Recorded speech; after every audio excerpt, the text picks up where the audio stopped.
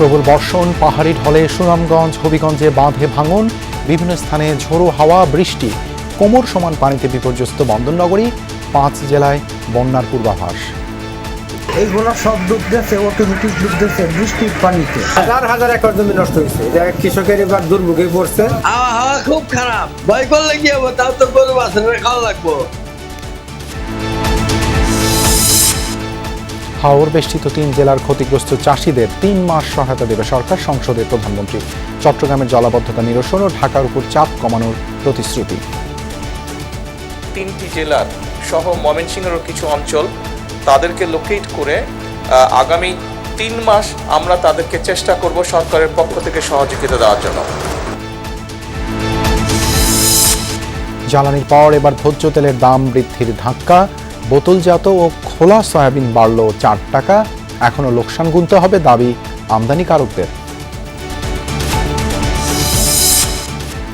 অর্থনীতি ঘুরে দাঁড়াতে অন্তত 2-3 বছর প্রয়োজন, জানানো হয়েছে IMF বিশ্বব্যাংককে। গতি ফেরাতেই বড় বাজেট দিচ্ছে সরকার। ডেভেলপমেন্ট বাজেট যদি ইনক্রিজ না করি তাহলে গ্রোথ হবে না, গ্রোথ না হলে আপনার প্রাইভেট সেক্টরও তো কাজ করতে পারবে। আন্ডারওয়ার্ল্ডের অন্তর্কন্দলেই শীর্ষ সন্ত্রাসী টিটন হত্যা ধারণা পুলিশের, খুনিদের চিহ্নিত করা গেছে, দাবি ডিবি প্রধানের।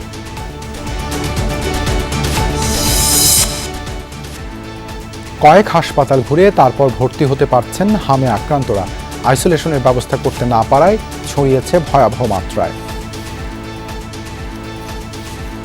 এখানে আসার পরে হামের লক্ষণ বুঝতে পারছি, কিন্তু আগে থেকে বুঝতে পারিনি। চিকিৎসা নিচ্ছে নাতি আলহামদুলিল্লাহ ভালো, আজকে আমার রিলিজ দিয়ে দিচ্ছে, আমরা এখন চলে যাব। পশ্চিমবঙ্গের বিধানসভা নির্বাচনে পড়েছে রেকর্ড সংখ্যক ভোট।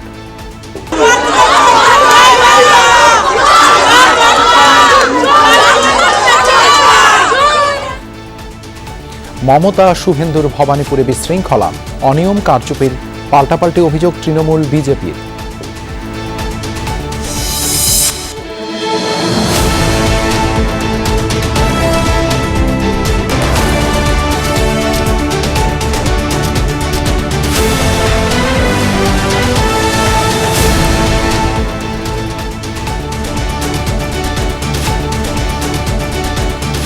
আমন্ত্রণ সন্ধ্যার বাংলাদেশের সঙ্গে আছে আমি দেবাশিস রমন সরকার। এতক্ষণ শিরোনাম দেখছিলেন।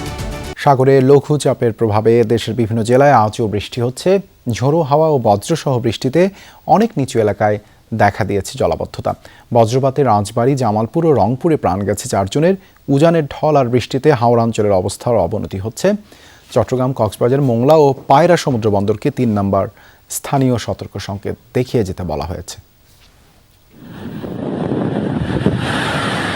গেল কয়েকদিন ধরেই কখনো হালকা কখনো মুষলধারে বৃষ্টি হচ্ছে সুনামগঞ্জে। সেই সাথে আসছে ভারত থেকে উজানের ঢল।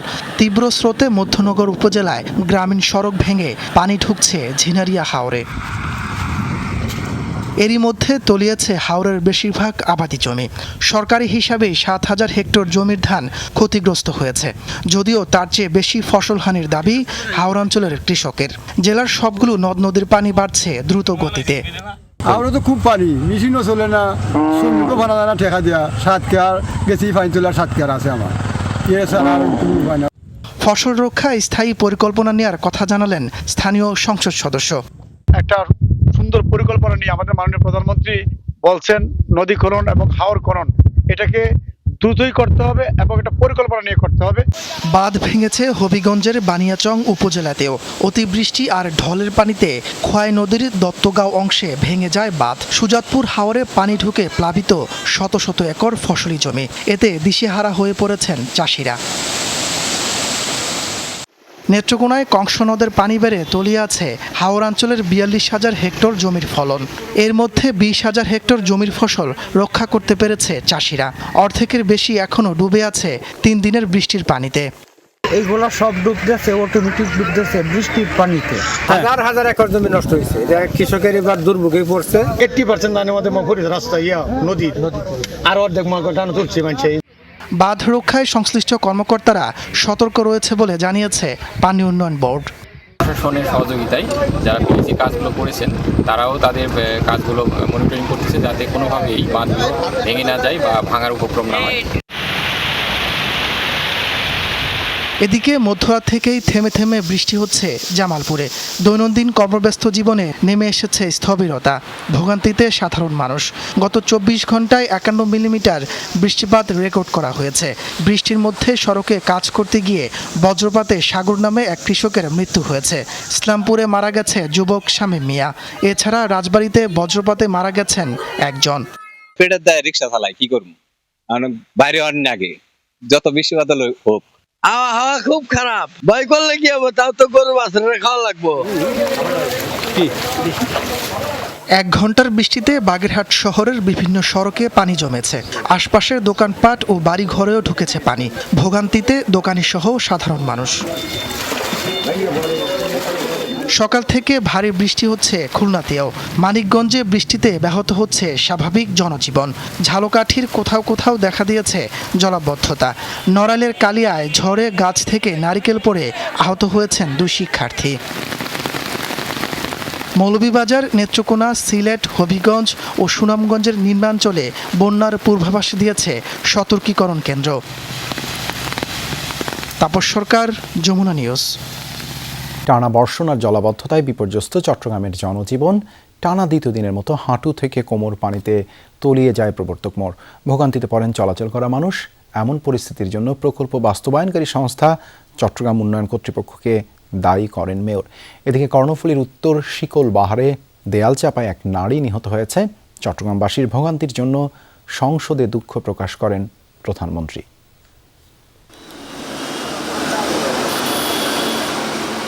আগের দিন প্রবর্তক মোড়ে যে ভয়াবহ জলবদ্ধতা দেখা গেছে, বুধবার বেলা 12টার পর থেকে ঠিক একই চিত্র।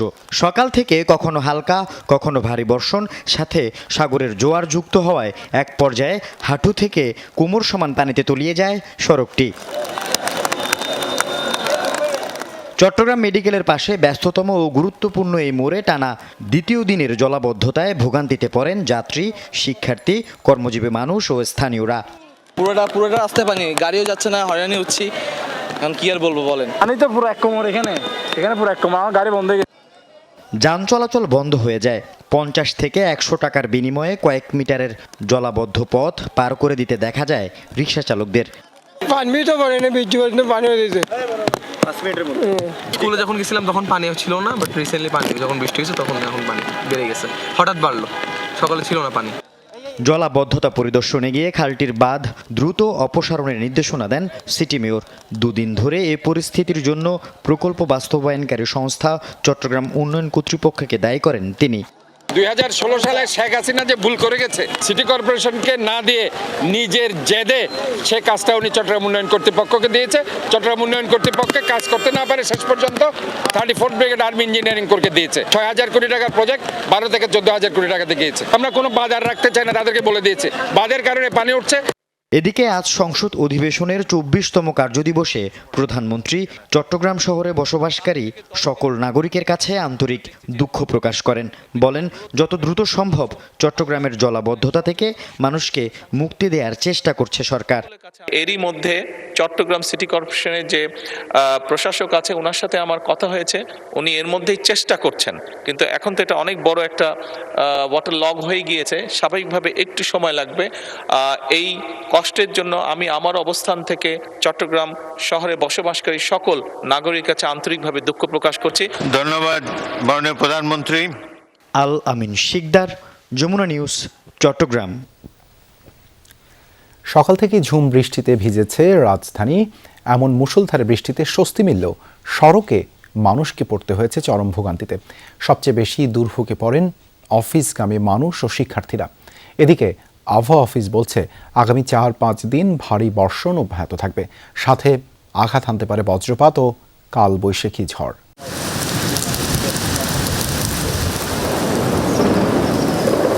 মেঘের ভাঁজে জমে থাকা গল্পগুলো ঝরে পড়ে বৃষ্টির ফোঁটায়। রিমঝিম শব্দে ভিজে ওঠা এই সময়টা ব্যস্ত জীবনের সাথে একটু থেমে যাওয়ার নিঃশব্দ অজুহাত। দমকা হাওয়া আর থেমে থেমে বৃষ্টি নগরবাসীর জীবনে কিছুটা স্বস্তির পরশ বুলিয়ে যায়। যদিও বৃষ্টিস্নাত সকালে রাস্তায় নেমে বিপাকে পড়েন অফিসগামী মানুষ ও শিক্ষার্থীরা। বৃষ্টিতে তো স্বস্তি, অফিসে টাইমিংয়ের বিড়ম্বনা এটা বড় জিনিস, আর যানজটের তো গাড়িতে আসা যায় না, বাসের সমস্যা, এই জন্য সবচেয়ে বড় প্রবলেম। গাড়িগুলো তো রাস্তাটা চলতেছে না, যে কারণে আমাদের চলাচল করতে অনেক কষ্ট হচ্ছে। গণপরিবহনের সংকট পড়লেও আমরা যদি অ্যাপসের মাধ্যমে যে উবার বা পাঠাও বা বাইকের জন্য যে ট্রাই করি, এই সময় আসলে তাদেরকেও সহজ পাওয়া যায় না। এদিকে বৃষ্টিতে রিকশায় বাড়তি ভাড়া আদায়ে অভিযোগ তুলেছেন নগরবাসী। খানাখন্দ ও জলাবদ্ধতার কারণে বিপাকে পড়তে হয় পথচারীদের। বৃষ্টির কারণে তৈরি যানজটও ভুগিয়েছে জরুরি কাজে বের হওয়া মানুষকে। অফিস থেকে তো আমাদের বেরোতে অনেক সমস্যা হয়, ড্রেনের পানি, আরো কত ঝামেলা। অস্বস্তি, এত বৃষ্টি আবার মাঝখানে গরম দেয়, অস্বস্তি। একটু মাঝে মাঝে হলে ভালো হয়। এই নগরে বৃষ্টি যেমন আশীর্বাদ, তেমন কখনো কখনো বাসিন্দাদের ভোগান্তিরও কারণ হতে দেখা যায়। তাই স্বস্তির বৃষ্টি যেন খুব একটা উপভোগ করা হয় না নগরবাসীর। লামিয়া তিথি, যমুনা নিউজ, ঢাকা। হাওর বেষ্টিত 3 জেলায় ক্ষতিগ্রস্ত কৃষকদের আগামী 3 মাস সহায়তা দেবে সরকার। জাতীয় সংসদে প্রশ্নোত্তর পর্বে এই কথা জানিয়েছেন প্রধানমন্ত্রী তারেক রহমান। চট্টগ্রাম নগরীর জলাবদ্ধতা নিরসনে দ্রুত ব্যবস্থা নেওয়ার কথা জানিয়েছেন তিনি। এছাড়াও রাজধানীর উপর চাপ কমাতে দেশের সকল অংশে নাগরিক সুযোগ সুবিধা পৌঁছে দেওয়ার কথাও জানান প্রধানমন্ত্রী। বলেন, বর্জ্য ব্যবস্থাপনা ও মশক নিধনে বিশেষ উদ্যোগ নেওয়া হবে। ফ্যামিলি কার্ড বাস্তবায়নে মূল্যস্ফীতি বাড়বে না, বরং কমবে বলেও জানান সরকার প্রধান। বিসমিল্লাহির রহমানির রহিম। সংসদের প্রথম অধিবেশনের 24তম কার্যদিবস। প্রধানমন্ত্রীর জন্য নির্ধারিত প্রশ্নোত্তর পর্বের পর জরুরি জনগুরুত্বপূর্ণ বিষয়ে মনোযোগ আকর্ষণে গৃহীত নোটিশের আলোচনায় উঠে আসে হাওর এলাকায় প্রবল বৃষ্টি আর বন্যার ক্ষতি পোষানোর ইস্যু। এলাকায় রোড, মিডিয়াম, সড়ক দিয়ে নিজ থেকেই সংসদ নেতা জানান, সুনামগঞ্জ সহ 3 জেলার ক্ষতিগ্রস্ত কৃষকদের আগামী 3 মাস সহায়তা দেবে সরকার। যে সকল এই 3টি জেলার সহ ময়মনসিংহের কিছু অঞ্চল এই সমস্যার সম্মুখীন হয়েছে প্রবল বর্ষণে, এই এলাকাগুলোতে যেই কৃষকরা ক্ষতিগ্রস্ত হয়েছে, যাদের ফসল নষ্ট হয়েছে, তাদেরকে লোকেট করে আগামী 3 মাস আমরা তাদেরকে চেষ্টা করব সরকারের পক্ষ থেকে সহযোগিতা দেওয়ার জন্য। চট্টগ্রাম শহরের জলাবদ্ধতা দূর করতে দ্রুত ব্যবস্থা নেওয়ার কথাও জানান তিনি। এটা অনেক বড় একটা ওয়াটার লগ হয়ে গিয়েছে, স্বাভাবিকভাবে একটু সময় লাগবে। এই কষ্টের জন্য আমি আমার অবস্থান থেকে চট্টগ্রাম শহরে বসবাসকারী সকল নাগরিকের কাছে আন্তরিকভাবে দুঃখ প্রকাশ করছি। আমরা চেষ্টা করছি যত দ্রুত সম্ভব এই সমস্যাটা থেকে মানুষকে বের করে নিয়ে আসা যায়। এর আগে সংসদ সদস্যদের প্রশ্নের জবাবে প্রধানমন্ত্রী বলেন, মৌলিক নাগরিক সেবার বিকেন্দ্রীকরণের উদ্যোগ নিয়েছে সরকার। বর্তমান সরকার বিভিন্ন শিল্পায়ন গড়ে তোলার লক্ষ্যে দেশের বিভিন্ন জায়গায় বিশেষ শিল্পায়িত অঞ্চল গড়ে তোলার চেষ্টা করছে। একই সাথে আমরা চেষ্টা করছি দেশের বিভিন্ন জায়গায় চিকিৎসা সেবাও গড়ে তুলতে এবং দেশের বিভিন্ন জায়গায় আমাদের আগামী ভবিষ্যৎ প্রজন্মদের লেখাপড়ার জন্য ধীরে ধীরে ভালো শিক্ষা প্রতিষ্ঠান গড়ে তোলার জন্য। আমরা মনে করি এই সুবিধাগুলো যদি আমরা গড়ে তুলতে পারি, তাহলে মানুষ কম উৎসাহিত হবে ঢাকা শহরে আসার জন্য। রাজধানীকে ক্লিন ও গ্রিন সিটি হিসেবে গড়ে তুলতে 2 সিটি কর্পোরেশনের পদক্ষেপগুলো সংসদকে জানান প্রধানমন্ত্রী। বলেন, বিশেষ পরিচ্ছন্নতা ও মশক নিধন কার্যক্রম জোরদার করা হচ্ছে। চেষ্টা করা হচ্ছে। ফ্যামিলি কার্ড বাস্তবায়নে মূল্যস্ফীতি কিভাবে নিয়ন্ত্রণ করা যাবে এমন প্রশ্নে সংসদ নেতা জানান, এতে মূল্যস্ফীতি বরং কমবে। এই টাকাটা যখন তার কাছে যাচ্ছে, সে যখন খরচ করছে, এই টাকাটা কিন্তু গ্রামীণ ইকোনমিতে ব্যবহৃত হচ্ছে। এক কাইন্ড অফ ইনভেস্টমেন্ট, রাষ্ট্রের একটা ইনভেস্টমেন্ট, যে ইনভেস্টমেন্টের মাধ্যমে ধীরে ধীরে লোকাল শিল্পগুলো গড়ে উঠবে, যে ইনভেস্টমেন্টের মাধ্যমে ধীরে ধীরে কর্মসংস্থানও গড়ে উঠবে। সেই জন্যই আমাদের হিসাব বলছে ইনফ্লেশন বরং কমবে, বাড়বে না। ফ্যামিলি কার্ডে যে অর্থ দেওয়া হচ্ছে তা সামাজিক নিরাপত্তা বেষ্টনীর অন্য সবগুলো প্রকল্পের চেয়ে বেশি বলে সংসদকে জানান সরকার প্রধান। বলেন, যারা এই বেষ্টনীর আওতায় কয়েকটি সুবিধা পাচ্ছে সেগুলো সমন্বয় করবে সরকার। কয়েকটি সুবিধা একজন ব্যক্তি পাচ্ছেন, তো সেগুলোকে আমরা কাট ডাউন করব। প্রধানমন্ত্রী বলেন, নিরাপদ, বৈষম্যহীন ও জলবায়ু সহিষ্ণু বাংলাদেশ গড়তে কাজ করছে সরকার, যেখানে নারী ও শিশুরা হবে টেকসই উন্নয়নের সম অংশীদার। মাধ্যমে সকল বর্জ্যকে। আখলাকুস সাফা, যমুনা নিউজ, ঢাকা। লিটারে 4 টাকা বাড়ল সয়াবিন তেলের দাম। খোলা তেলের নতুন দাম 179 টাকা আর বোতলজাত সয়াবিনের দাম নির্ধারিত হয়েছে 199 টাকা। ভোজ্য তেল আমদানিকারক ও ব্যবসায়ীদের সাথে বৈঠকের পর নতুন দর ঘোষণা করেন বাণিজ্যমন্ত্রী ব্যবসায়ীদের দাবি নতুন দামে ও লোকসানে থাকবেন তারা। কিন্তু জনস্বার্থ বিবেচনায় কোরবানি ঈদ পর্যন্ত মেনে নিয়েছেন সরকারের সিদ্ধান্ত। ইরান যুদ্ধের ডামাডোলে যখন জ্বালানি তেল নিয়ে দেশ জুড়ে হাহাকার, ভোজ্য তেল নিয়েও আলোচনার শুরু তখন থেকেই সরবরাহ সংকটের অজুহাতে বাজার থেকেই উধাও হয়ে যায় বোতলজাত সয়াবিন তেল। আন্তর্জাতিক বাজারে দাম বৃদ্ধির কথা বলে প্রতি লিটার সয়াবিন তেলের দাম 12 টাকা বৃদ্ধির প্রস্তাব দেয় ভোজ্য তেল পরিশোধন কারখানার মালিকদের সংগঠন। সচিবালয়ে সংগঠনটির প্রতিনিধিদের সাথে বৈঠক শেষে প্রতি লিটার সয়াবিন তেলের দাম 4 টাকা বৃদ্ধির সিদ্ধান্তের কথা জানান বাণিজ্যমন্ত্রী। উৎসের মূল্য বারবার যাচাই করে সেই সাথে আমদানির প্রক্রিয়ায় যে ধরনের বাড়তি খরচ যোগ হয় সেই সমুদয় মূল্য একসাথে করে আমরা দেখেছি যে তাদের কথার মধ্যে যথার্থতা আছে। তারপরেও তারা যে পরিমাণ অনুরোধ করেছেন সেই অনুরোধটি পুরোপুরি রাখা আমাদের পক্ষে সম্ভব হয়নি। যারা ভোক্তা আছেন বৈশ্বিক পরিস্থিতির বিষয়টা বিবেচনায় নিয়ে তারা জিনিসটি বিবেচনা করবেন। তবে নতুন দামেও লোকসান গুনতে হবে বলছেন আমদানিকারকরা। কোরবানির ঈদের পর আবারও দাম সমন্বয়ের দাবি তাদের। আমাদের এটা অ্যাডজাস্টমেন্টটা পুরোপুরি হয় নাই, তারপরেও মাননীয় মন্ত্রী যেখানে বলছে আমরা সেই জিনিসটাই মেনে নিচ্ছি। আমার মনে হয় ঈদের পরে মাননীয় মন্ত্রী জিনিসটা ভালোভাবে দেখে এইটাকে ঠিক করে না দেয় তাহলে হয়তো ব্যবসায়ীরা কি করবে, তারা প্রাইভেট সেক্টর ব্যবসায়ী, তারা তো আসলে ব্যবসার প্রভাব কমিয়ে দেবে। জ্বালানি তেলের দাম বৃদ্ধির পরপরই ভোজ্য তেলের দাম বৃদ্ধি ভোক্তাদের উপর চাপ বাড়বে। মন্ত্রী বলছেন মূল্য বৃদ্ধির সমন্বয় না হলে তৈরি হতো সংকট। আমি এখন যদি আমি আগের দাম ফিক্স করি, দামে থাকি, তাহলে কি হবে? আমি তো ব্যক্তি খাতের আমদানিকারকদের উপরে কোনো আইন জারি করতে পারবো না যে আপনি লোকসান করে আনতেই হবে। ইনারা আনবেন না, মার্কেটে শর্ট পড়বে। এটা তো একটা স্বাভাবিক প্রক্রিয়া। বুধবার থেকেই কার্যকর হবে এই নতুন দাম। তবে আন্তর্জাতিক বাজারে ভোজ্য তেলের দাম কমলে আবারও সমন্বয় করা হবে বলছেন বাণিজ্যমন্ত্রী। আরিফুর রহমান সবুজ, যমুনা নিউজ, ঢাকা। তলানিতে থাকা অর্থনীতিতে বড় বিনিয়োগ নিশ্চিত করতেই বড় বাজেট দিচ্ছে সরকার। রাজস্ব পরামর্শক সভায় এমন মন্তব্য করেছেন অর্থমন্ত্রী আমির খসরু মাহমুদ চৌধুরী। জানান মধ্যপ্রাচ্য ইস্যু আর বর্তমান বাস্তবতায় জ্বালানি খাতে বাড়তি $3 বিলিয়ন বেশি খরচ হয়েছে। IMF বিশ্বব্যাংককে বলা হয়েছে এমন পরিস্থিতিতে ঘুরে দাঁড়াতে অন্তত 2 বছর দরকার। এ সময় বাণিজ্যমন্ত্রী খন্দকার আব্দুল মুক্তাদির বলেন আগামী দিনের সব চ্যালেঞ্জ মোকাবেলায় অর্থনীতিতে প্রাণ আনা জরুরি। মধ্যপ্রাচ্য ইস্যু ঘিরে জ্বালানি সংকটে ধুঁকছে উৎপাদন খাত। আমদানি রপ্তানিতেও নেই সুখবর, রাজস্ব আদায় হচ্ছে না কাঙ্ক্ষিত পর্যায়ে, মূল্যস্ফীতির চাপেও দেশের অর্থনীতি। 30,000-এর মতো গাড়ির বাজার তৈরি হয়েছিল স্যার, যেটা গত বছরে 10,000-এর নিচে চলে এসছে। নানা সংকটের ভিড়ে ভালো নেই দেশের ব্যবসা বাণিজ্য। FBCCI আয়োজিত রাজস্ব পরামর্শক সভায় তাই নিজেদের দাবি দেওয়া আর পরামর্শ তুলে ধরে ব্যবসায়ী সংগঠনের নেতারা। বলেন হয়রানি বন্ধে রাজস্ব ব্যবস্থাপনার পুরো অটোমেশন প্রয়োজন। ব্যক্তি শ্রেণীর করমুক্ত আয়সীমা উন্নীত করা দরকার 5 লাখ টাকায়। কর্পোরেট করেও ধাপে ধাপে কমিয়ে আনার প্রস্তাব উঠে আসে সভায়। শুল্কায়ন এমনভাবে নির্ধারিত হবে, এমনভাবে যৌক্তিকীকরণ হবে যা দেশের উৎপাদনকে বৃদ্ধি করবে এবং মেড ইন বাংলাদেশ যে ফিলসফি সেইটিকে আরও বেশি সম্প্রসারিত করবে। ডিজিটাল ট্র্যাকিং ও সহজীকরণ পদ্ধতি বাস্তবায়িত হলে করদাতার সংখ্যা বৃদ্ধির পাশাপাশি কর ফাঁকির উল্লেখযোগ্যভাবে হ্রাস পাবে। নারী উদ্যোক্তা পরিচালিত প্রতিষ্ঠানের জন্য কর রেয়াত সুবিধা বাড়ানো এবং নির্দিষ্ট টার্নওভার পর্যন্ত আয়কর বিশেষ ছাড় দিতে হবে। এ সময় অর্থমন্ত্রী জানান বর্তমান বাস্তবতায় জ্বালানি খাতে বাড়তি $3 বিলিয়ন খরচ হয়েছে। ধসে যাওয়া ব্যাংকিং খাত আর শেয়ার বাজার মিলেছে উত্তরাধিকার সূত্রে। সব মিলিয়ে ঘুরে দাঁড়াতে অন্তত 2 বছর দরকার, এমনটাই জানানো হয়েছে IMF আর বিশ্বব্যাংকে।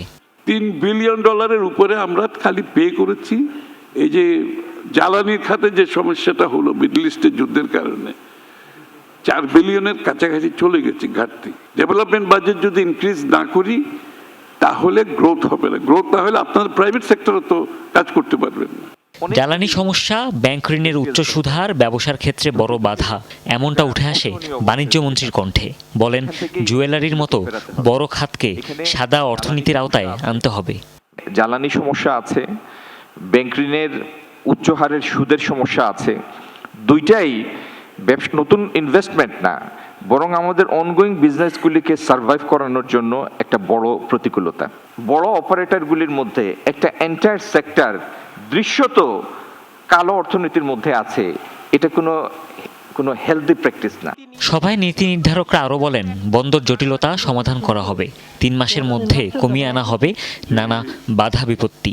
রপ্তানি বেগবান করতে পোশাকের মতোই সম্ভাবনা খাতে দেয়া হবে সকল সুযোগ সুবিধা। কথাটা শুনতে আপনাদের ভালো লাগবে না হয়তো, অনেক জায়গায় আমরা ইচ্ছা থাকলেও কারেন্টলি আমরা অনেক সুযোগ সুবিধা দিতে হয়তো পারবো না। হুমায়ুন রশিদ, যমুনা নিউজ, ঢাকা। আধিপত্য নিয়ে দ্বন্দ্বের জেরে শীর্ষ সন্ত্রাসী টিটন খুন হয়ে থাকতে পারেন, হত্যাকারীদের চিহ্নিত করা গেছে জানিয়ে মহানগর গোয়েন্দা পুলিশ প্রধান বলেন, জামিনে থাকা শীর্ষ সন্ত্রাসীরা অপরাধে জড়ালে কঠোর ব্যবস্থা নেবে আইনশৃঙ্খলা বাহিনী। এদিকে নিহতের স্বজনদের দাবি, বসিলা পশুর হাটের ইজারা নিয়ে বিবাদ চলছিল শীর্ষ সন্ত্রাসী পিচ্চি হেলালের সাথে। ঢাকার শীর্ষ সন্ত্রাসীদের তালিকায় নাম ছিল নাইম আহমেদ টিটনের। পুলিশ জানায়, এই টিটন মঙ্গলবার রাতে খুন হন নিউ মার্কেট এলাকায়। আততায়ীরা খুব কাছ থেকে গুলি করে তাকে। এ ঘটনায় নিহতের বড় ভাই বাদী হয়ে নিউ মার্কেট থানায় হত্যা মামলা করেন।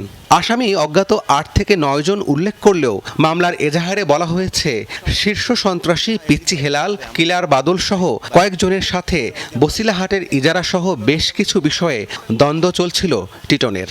কদিন আগে মার্ডার যাওয়ার আগে তারপর বললো যে হয়ে যাবে, যে নামগুলো দেওয়া আছে, বলছে যে এদের সাথে একটু ঝামেলা চলতেছে। পরে আবার বলছে, না বড় ভাই এদের ঠিক হয়ে যাবে না, অসুবিধা নাই, দোয়া করেন। পিচ্চি হেলাল, কিলার বাদল, রনি ওরূপে বাঙালি রনি, আর হলো শাহজাহান, এর চারজনের নাম ওনার বড় ভাইকে বলে গেছে। হত্যা মামলার আসামি টিটন 1 বছর আগে জামিনে মুক্তি পান। তিনি ঢাকার আরেক শীর্ষ সন্ত্রাসী ইমনের শ্যালক। প্রাথমিকভাবে এই হত্যার পেছনে টিটনের ভগ্নিপতি সন্ত্রাসী ইমন জড়িত এমন তথ্য পাওয়া গেলেও টিটনের ভাই তা নাকচ করে দেন। ডিবি পুলিশের ধারণা, সন্ত্রাসী গ্রুপের মধ্যে এলাকার আধিপত্য বিস্তারের কারণে খুন হতে হয়েছে টিটনকে। এরই মধ্যে চিহ্নিত করা গেছে কয়েকজনকে। কেবল গতকালের ঘটনা, মামলা হয়েছে, আমরা এই জিনিসগুলো নিয়ে মাঠে কাজ করতেছি, এটা তদন্তের বিষয়। সবকিছু আসলে এখানে উন্মোচন করা ঠিক হবে। এজার আছে, এজার ছাড়াও, এজারে তো আপনারা জানেন যে এজার কয়েকজনের নামে এজার করেছে, এজার ব্যতীতও যারা আছে আমরা অনেকের উপরে নজরদারি। টিটন খুন হন ঢাকা বিশ্ববিদ্যালয়ের ছাত্রাবাস ও নিউ মার্কেটের মতো ব্যস্ত এলাকায়। এই ঘটনার পর থেকে উৎকণ্ঠায় এলাকাবাসী। ভয় তো লাগার বিষয়, এটা এমন একটা জায়গার মধ্যে মানুষ রাস্তায় চলাচল করতেছে, এরকম একটা ঘটনা ঘটবে তো এরকম তো কেউ আশা করে না। মার্কেট তো বন্ধ ছিল আর আমরা তো ভিতরে ছিলাম, কিন্তু ঘটনা ঘটছের পরে জানি না শব্দই না, সব পাবলিক এখানে আইসা জড়িত হয়েছে আর কি। 2001 সালে তৎকালীন বিএনপি সরকার ঘোষিত 23 শীর্ষ সন্ত্রাসীর তালিকায় টিটনের নাম ছিল। তিনি 2014 সালে বাবর এলাহি হত্যা মামলায় মৃত্যুদণ্ডপ্রাপ্ত আসামি। রাব্বি সিদ্দিকী, যমুনা নিউজ, ঢাকা। সংসদে বিকেলের অধিবেশনে জুলাই আন্দোলনের কৃতিত্ব, বিরোধী দলের আন্দোলনের হুমকি এবং মুক্তিযুদ্ধে অবদান ইস্যুতে সরগরম ছিল সংসদ। বিরতির পর বিকেলের শুরুতে জামায়াতের MP ATM Azharul Islam BNP কিভাবে মুক্তিযুদ্ধের দল হয় এই প্রশ্ন তুললে কিছুটা হইচই পড়ে যায় সংসদে। পরে সরকারি দলের সংসদ সদস্য নাটোর 1-এর ফারজানা শারমিন পুতুল বলেন, জুলাইকে চেতনা বানিয়ে বিক্রির যে চেষ্টা হচ্ছে তাতে জুলাই আন্দোলন দেউলিয়া হওয়ার আশঙ্কা প্রবল হচ্ছে। এর আগে সংসদ সদস্য নুরুল হক নুরু এবং ইশরাক হোসেনও বিরোধী দলের ভূমিকার সমালোচনা করেন। বলেন, খেলার শেষ মুহূর্তে এসে গোল দেওয়ার সুযোগ পেয়ে পুরো জুলাইকে নিজেদের কৃতিত্ব দাবি করছে বিরোধীরা। শুধু তাই নয়, কথায় কথায় সরকারের অগ্রযাত্রাকে থামিয়ে দেওয়ার হুমকি দিচ্ছে। জাতীয় সংসদের সংরক্ষিত নারী আসনে 49 জন মনোনীতের গেজেট কাল প্রকাশ করবে ইসি। আজ মনোনয়ন প্রত্যাহারের শেষ দিনে কেউ আবেদন না করায় বৈধ প্রার্থীর তালিকা প্রকাশ করে কমিশন। এদিকে হাইকোর্টের নির্দেশনা অনুযায়ী এনসিপি নেত্রী নুসরাত তাবাসসুমের মনোনয়নপত্র জমা দিয়েছে ইসি। যাচাই বাছাই শেষে নির্ধারিত সময়ের মধ্যে আদালতের রিট পিটিশনটির নিষ্পত্তি করবেন তারা। সংসদের 50টি সংরক্ষিত নারী আসনের মধ্যে মনোনীত 49 জনকে বৈধ ঘোষণা করে বৃহস্পতিবার গ্যাজেট প্রকাশ করবে নির্বাচন কমিশন। প্রার্থিতা প্রত্যাহারের সময় শেষ হওয়ার পর নির্বাচন ভবনে ব্রিফিংয়ে সার্বিক বিষয় জানান সংরক্ষিত আসনের রিটার্নিং কর্মকর্তা। মনোনয়নপত্র প্রত্যাহারের জন্য কেউ আবেদন করেননি। শূন্য পদের সংখ্যা এবং জমা পড়া মনোনয়নপত্রের সংখ্যা সমান হওয়ায় বিধি মেনে গ্যাজেট প্রকাশ করা হবে। সংরক্ষিত মহিলা আসন আইনের 12(2) ধারা অনুযায়ী 49 জন প্রার্থীর যে তালিকা আমরা ইতিমধ্যে প্রকাশ করেছি বৈধ প্রার্থীর, আগামীকাল এইটা আইন অনুযায়ী মাননীয় কমিশনে উপস্থাপন করে আমরা গেজেট করে দেব। রিটার্নিং কর্মকর্তা জানান, একটি আসনের প্রার্থিতা নিয়ে উচ্চ আদালতে মামলা থাকায় এবং একজন প্রার্থীর মনোনয়নপত্র নতুন করে গ্রহণে আদালতের আদেশের কারণে তার সিদ্ধান্ত পরে হবে। 2 মে নুসরাত তাবাসসুমের প্রার্থিতার যাচাই বাছাই। একজন প্রার্থী আদালতে আপিল করেছেন মাননীয় কমিশনের ডিসিশনের এগেনস্টে, সেই সম্পর্কিত কোনো তথ্য আমাদের কাছে এখনো নেই। নুসরাত তাবাসসুম উনি রিট পিটিশন নম্বর 5022 এটি দায়ের করেছিলেন এবং তার রায়ের কপি আমাদের কাছে দিয়ে গিয়েছেন। মাননীয় আদালত আমাদেরকে 72 ঘন্টার মধ্যে ওনার মনোনয়নপত্রটি গ্রহণ করে নিষ্পত্তি করতে বলেছেন।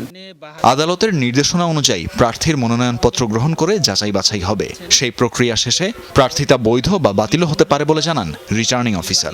তখন আইন অনুযায়ী যে পরিস্থিতি হবে আমরা সেই পদক্ষেপটা নেব। তানভীর মৌসুম, যমুনা নিউজ, ঢাকা। হাম আক্রান্তের সংখ্যা ভয়াবহ হারে বেড়েছে, যদিও আজ রাজধানীতে বৃষ্টির কারণে রোগী ভর্তির হার কিছুটা কম বলে জানিয়েছেন ডিএনসিসি কোভিড ডেডিকেটেড হাসপাতালের প্রশাসনিক কর্মকর্তা ডাক্তার আসিফ হায়দার। বেশিরভাগ রোগী আগে কয়েকটি হাসপাতাল ঘুরে এসেই হাসপাতালে ভর্তি হয়েছেন। এর ফলে সংক্রমণ আরও ছড়িয়েছে বলেও মনে করেন চিকিৎসকরা। কুষ্টিয়া থেকে 1 বছরের সোনিয়া হামের লক্ষণ নিয়ে ভর্তি হয়েছে হাসপাতালে। মহাখালীর ডিএনসিসি কোভিড হাসপাতালে ভর্তির আগে তাকে আরও 3টি হাসপাতালে ভর্তি করা হয়েছিল। আশা করে এখানে আসার পর আমার মেয়ের অক্সিজেনের দরকার পড়ে নেই, আর এনআইসিইউ বলতে তো কোনোই নাই, ওখান থেকে 70% এখন আমার মেয়ে ভালো। এই হাসপাতালটি এখন হাম আক্রান্তদের চিকিৎসা দিচ্ছে। এই মুহূর্তে ভর্তি আছে 398 জন। হামের উপসর্গ নিয়ে গত 24 ঘন্টায় ভর্তি হয়েছে 114 শিশু। বুধবার সকাল থেকে অবশ্য বৃষ্টির কারণে ভর্তির চাপ খানিকটা কম। এখানে আসার পরে হামের লক্ষণ বুঝতে পারছে, কিন্তু আগে থেকে বুঝতে পারিনি। এটা তো অক্সিজেন রাখছে, অনেক জায়গা 300 ধরে অক্সিজেন দেয়নি। চিকিৎসা নিচ্ছে নাতি আলহামদুলিল্লাহ ভালো। আজকে আমার রিলিজ দিয়ে দিচ্ছে, আমরা এখন চলে যাব। আর ওইখানে আমার কি বলছে আইসিইউ লাগবো। ঢাকার বাইরে বিভিন্ন জেলা থেকে হাম আক্রান্ত হয়ে শিশুরা ভর্তি হয়েছে এই হাসপাতালে। তবে বেশিরভাগ ক্ষেত্রে চিকিৎসায় সমন্বয়ের ঘাটতি দেখা গেছে, কারণ দেশের বেশিরভাগ হাসপাতালেই হাম আক্রান্তদের জন্য আলাদা ব্যবস্থা তৈরি করা যায়নি। শনিবারে গেছি আবার ঢাকা মেডিকেলে যাওয়ার পরে ওরা রেফারেন্স করে আমার এই মেডিকেলে দিচ্ছে। রক্ষাবেদি কোনো কে জানি হাসপাতাল আছে, অনে যান গেলে যদি আইসিইউ থাকে অনে রাখবো, যদি না থাকে তাহলে এখানে চলে আসবেন। কুষ্টিয়ায় ভর্তি ছিলাম, 10 দিন সদরে ভর্তি ছিলাম। হাম আক্রান্তদের অন্যদের সঙ্গে রাখা যাবে না, কারণ তেমনটা হলে অন্যরাও আক্রান্ত হতে পারে। হয়েছেও তাই। এটাও ভয়াবহ হারে সংক্রমণের অন্যতম কারণ। আসলে সত্যি কথা বলতে আমরা ডেথ রেটটা দিয়ে আমরা হিসাব করতে হবে, আমাদের কিছু করার নাই। কিন্তু টোটাল সংখ্যা শুনতে অবশ্যই অনেক বেশি। প্রায় আমাদের হাসপাতালে যেমন 16 জন রোগী মারা গেছে, বা পুরো বাংলাদেশে যেরকম টোটাল কত, পুরো বাংলাদেশে 273, এটা কিন্তু অনেক বেশি। তারা বলতে পারেনি যে টিকা আমরা নিব না, তাদেরকে টিকা দেওয়া হয় নাই বা টিকা দিতে পারি নাই যে কারণেই হোক, তো সেটা কিন্তু বাচ্চারা কিন্তু এখন ভিকটিম। ডিএনসিসির এই হাসপাতালে এখন পর্যন্ত হাম আক্রান্ত হয়ে মারা গেছে 16 জন। সারা দেশে এ সংখ্যা 273 জন। মৃতদের অধিকাংশের বয়স 2 বছরের নিচে এবং তাদের টিকা দেয়া ছিল না বলেও জানান চিকিৎসকরা। শাকিল হাসান, যমুনা নিউজ, ঢাকা। হামে আক্রান্ত শিশুদের 74%ই কোনো টিকা নেয়নি এবং 14% মাত্র 1 ডোজ টিকা নিয়েছে বলে জানিয়েছে স্বাস্থ্য অধিদপ্তর। বুধবার এক ব্রিফিংয়ে অধিদপ্তরের মহাপরিচালক জানান, দেশে গত 24 ঘন্টায় সন্দেহজনক হামে আক্রান্ত হয়েছেন 1318 জন, যার মধ্যে 88 জনের শরীরে রোগটির বিষয়ে নিশ্চিত হওয়া গেছে। এছাড়া এই সময়ে সন্দেহজনক হামে আক্রান্ত হয়ে একজনের মৃত্যু হয়েছে। গত 24 ঘন্টায় নিশ্চিত হাম রোগীর সংখ্যা 88।